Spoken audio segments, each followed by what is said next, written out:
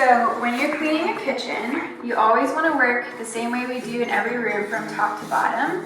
So you'll look up at the cabinets on the top and also places like the oven hood, even the top of the refrigerator if you can reach it with your Swiffer. And you will start wiping all of these down. And we typically move from left to right. So pick a corner of the room and start working your way around so that nothing gets missed. And you'll continue doing this from top to bottom, middle, countertops, and then the lower set of cabinets. Cleaning a kitchen should take you between 30 to 45 minutes, depending on the size of the kitchen.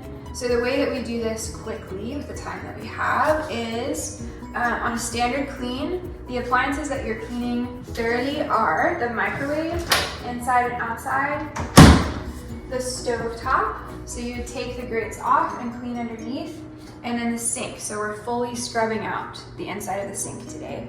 If we were doing a deep clean and we had longer, so maybe an hour, hour and a half for the kitchen, we would also deep clean the inside of the oven and the refrigerator. So, for the sake of time today, we'll just be showing you how to do a standard kitchen clean. So we're going to talk through how to clean cabinet fronts, backsplash, and countertops really quick. When you are cleaning the cabinet fronts, if you're doing a standard clean, remember that you're mostly doing just a touch-up. So you're spot cleaning, you don't need to go into the whole overhaul. If the cabinets are really bad and they need a deep clean, just let us know. So you're looking for coffee splashes, stuck on food, places where someone has grabbed a handle and left fingerprints, things like that. So you're spraying it, polishing it off, making sure you're getting dust on the tops of handles, things like that. So you're working your way left to right again, so you would have already cleaned the microwave and then you're moving your way through the kitchen. You want to always make sure to get the oven hoods. Some of these are very high up. I would probably be able to reach this one, but if someone is having trouble reaching all the way up to the top, you can ask the homeowner for a step ladder or a step stool, or if they don't have it, just let us know that you weren't able to reach it, or ask your teammate if they're a little taller. So once that has been done and all the cabinets finished, you'll move down to the backsplash.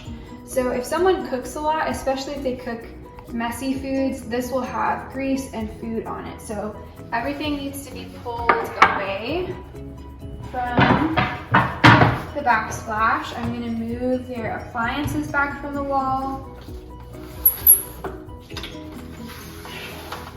And then spray this down and wipe it. On this one, for example, there's some coffee stains here. It looks like some grease splatters, a little bit of baked on food that was around those cutting boards. So I want to make sure to wipe that down. It helps if you have a light that you're using to clean the stovetop, it helps to turn that off so that you don't have a glare and you can see what you're cleaning. As you're doing this, make sure you also wipe down any light fixture covers or electrical outlet covers that have dust or food on them. That's super important as well. So now that that's all been pulled away, wiped and polished, you're also gonna do the countertops. So it's helpful now that this is all pulled back that you can get all the way against the wall and pull out any coffee grounds like this cabinet has, or food, pull that all the way off to the ground before pushing everything back. I'm also going to just quickly wipe down their appliances if they have dust on them. You don't need to do any detailed cleaning, especially if someone has a really expensive coffee machine. We don't want to mess with it too much, but you can wipe down dust from the top. You can wipe down any smears on the stainless steel here. This one's a little streaky. So just make sure those look nice as you're replacing them, put things back where they were. And then you can move on to countertops. So when we're cleaning countertops, we're using magic eraser first. If there's anything stuck on here, if there's grease or if there is food, you'll be able to feel it. You'll feel some resistance as you're cleaning, so make sure to scrub these really well before spraying, wiping down, and then polishing. It can be hard to see when you're facing down to a countertop, it can be hard to see everything, but when we clean the lower set of cabinets, we're gonna do an eye level check and then we'll make sure that those are completely finished. All right, so one of the main appliances we clean is the microwave. So you want to make sure to check for these. Sometimes they're hidden in the pantry, sometimes they're set in the lower level of cabinets. So if you haven't seen one as you're cleaning, check around and make sure it's not tucked away somewhere. So we clean out the inside of these. You can remove this glass plate carefully to wash that individually. And there's usually a little rotational plate underneath as well that you can take out. The quickest way that I have found to clean these out is with a magic eraser. So this is going to be your best friend as you're cleaning. You can use this to scrub out the inside if there's any stuck on food on the walls or the ceiling. Make sure you check up there for splashes. And then also on this plate, if there's any spills, grease spots, whatever, this magic eraser will take it off. And then the last thing you want to do is spray it out to disinfect and polish it up with your rags. All right, so when you're cleaning a stovetop, there's a few removable pieces. The most important one is the grates. So we always want to pull these off so we can access the stovetop below. These knobs also come off, but we do not remove them. It's a liability, so please don't take these off. Gas stoves also have little plates that cover this area here. Don't take that off either. So we're just removing the grates. The first thing that you'll want to do is, again, your magic eraser to get anything that's stuck on, any grease or whatever that's going to be harder to pull off with just your rag. So go over this really carefully, polish it out. If you feel any resistance or stuck on food, make sure to get that fully off before moving on. Then you will spray your rag, not the actual stovetop, but your rag, to get it a little bit damp, to disinfect and polish off. Make sure to be careful about these little plates because they are a little bit fragile. So once this is fully wiped out and polished, you'll want to clean the grate that goes on top as well. These are pretty easy to clean, but make sure that you look at it from all angles because there tends to get food stuck on these little tiers here. And then once that's clean, you can replace it.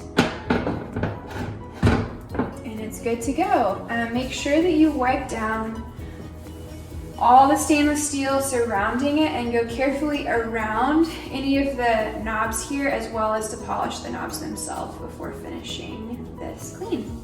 So on a standard clean, we're only doing the outside of the fridge. You should have a stainless steel cloth in your bag.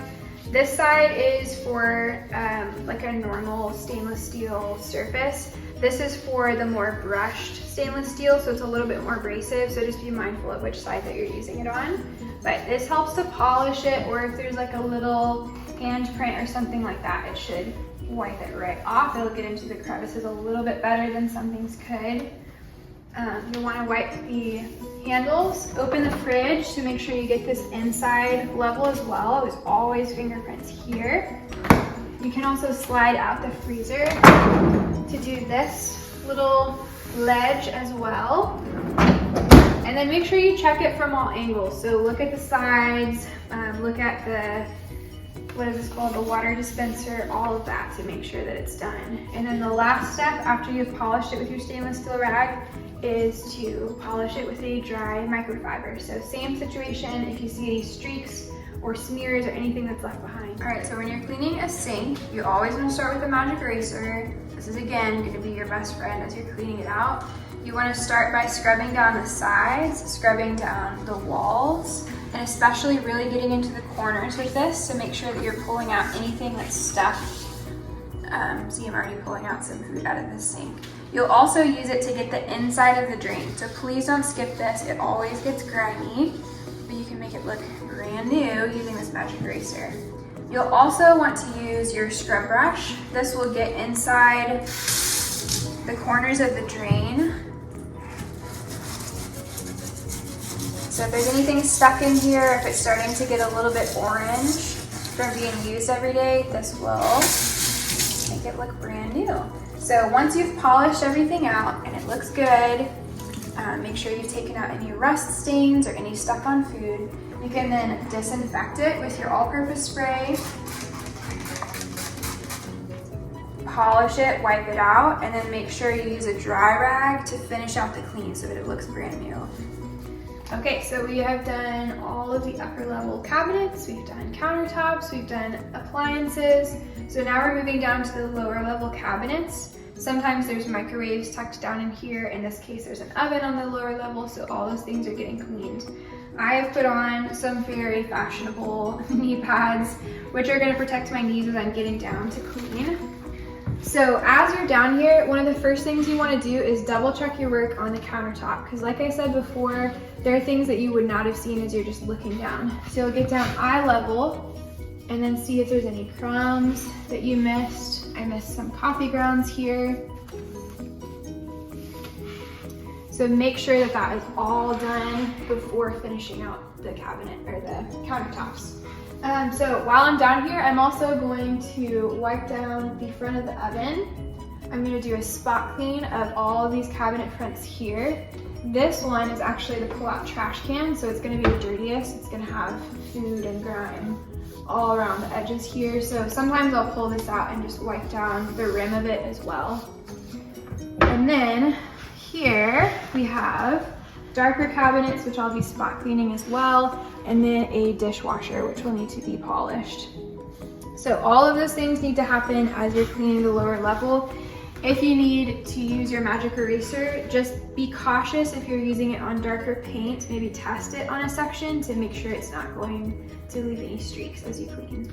So now that we have fully cleaned the cabinets, appliances, all of it, the last thing that's left to do is to get the floors and also to take a step back and make sure that the big picture of the kitchen looks good. So if you have moved anything to clean, make sure it goes back where it was. If you have dish towels, make sure they are tri-folded to look nice on the front of wherever they were hanging. So yeah, just take a minute to step back, make sure everything looks good, and keep in mind that this is one of the first things that the homeowner is going to see when they come back. So they're going to walk in and they're going to see the countertops looking beautiful, they're going to see things put back where they were. So all of those details matter. Okay, so before you finish out the kitchen, you want to make sure the trash is replaced. So I'm going to put a trash bag in here. I think this secondary trash can is for recycling. Some people have those separate, so just check as you're taking them out to see how different homes do that. And then I'm going to use my Swiffer to get underneath these cabinet ledges and pull out all the crumbs. So your vacuum is not going to be able to get under there. You always want to do this first, especially if there's an oven that is set lower to the ground, or if it's like a, those one stovetop oven pieces that are all together, those will always have crumbs all the way around them. So use this to pull everything out. As you've been cleaning, you've also been knocking things down to the ground. So make sure that you're pulling it to the center. Oh, here's a little something tucked in there. Okay, before you run your vacuum. So once this has been done, all the crumbs are pulled to the center. I'm gonna run my vacuum through here, get all of this cleaned up. And then the last step that I'll do is spray the floors down really carefully, mop them, and then double check to see if there's anything that is still left behind that I would need to hand mop. So I'd spray it with this and then grab a rag to polish it. So if there's something sticky, if a little kid has stuck a sticker on the ground, or something has dribbled down the counter and spilled on the edge of the floor here, make sure you get that as you're mopping to make sure that all looks brand new.